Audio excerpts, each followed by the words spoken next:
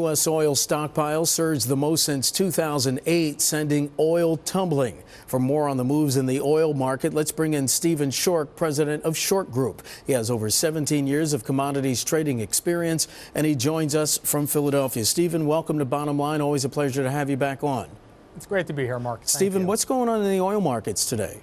Well, essentially what we've been doing, Mark, is bleeding the market lower at this point. Crude oil at the start of this year, at the end of last year, traded in a range, and this is New York crude oil we're talking about, traded in a range of between the low 90s and about 104. Now, that all changed over the President's Day weekend in February, where we had some news out of Iran, which pushed the market into that next step in the ratchet.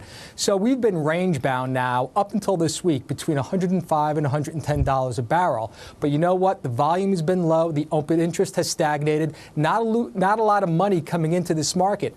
So the problem is you got to 105, 110 on headlines, on geopolitical fears with regard to Iran. We have not had any real headlines coming out of Iran to scare the market higher. Yeah. So if you can't push the market higher, the fundamentals, as they always do, are taking over. Okay. Oil in New York at 110 never made sense. We could go back there again. It will not make sense. So we are tracing lower to a more manageable range. Well, Stephen, as I'm sure you're aware, this week Credit Suisse said that oil isn't likely to exceed its 2008 record of $147 a barrel this year. Do you agree with that assessment?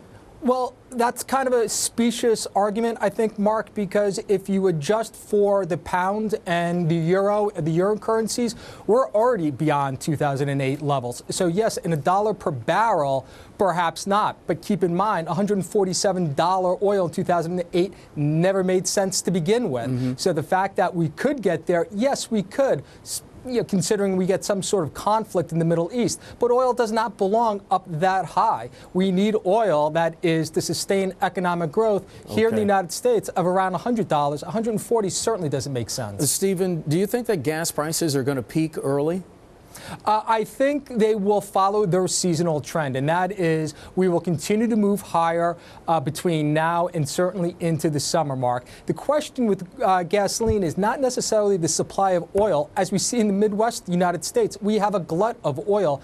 The concern here on the East Coast is the fact that more than half of the refineries on this coast have been shut down. So there is a legitimate concern still in this market with our ability to supply gasoline. So no, I do not think we're going to peak early. I think we will at least look at higher prices, and we'll peak at the normal time, which will be between the Memorial Day holiday and the 4th of July holiday. Stephen, any chance that we might see a coordinated action by Western nations to release supplies from the Strategic Petroleum Reserve in an effort to drive down prices? We saw that last summer, but the relief seemed to be temporary, and now we're hearing from Capitol Hill that House Democrats are calling for release of supplies from the SPR.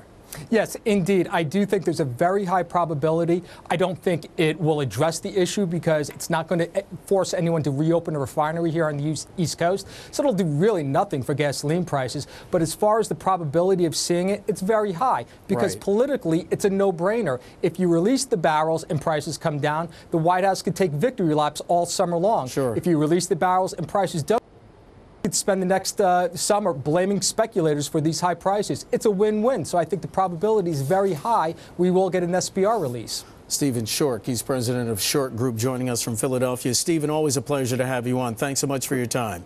Thanks, Mark. Great to be here.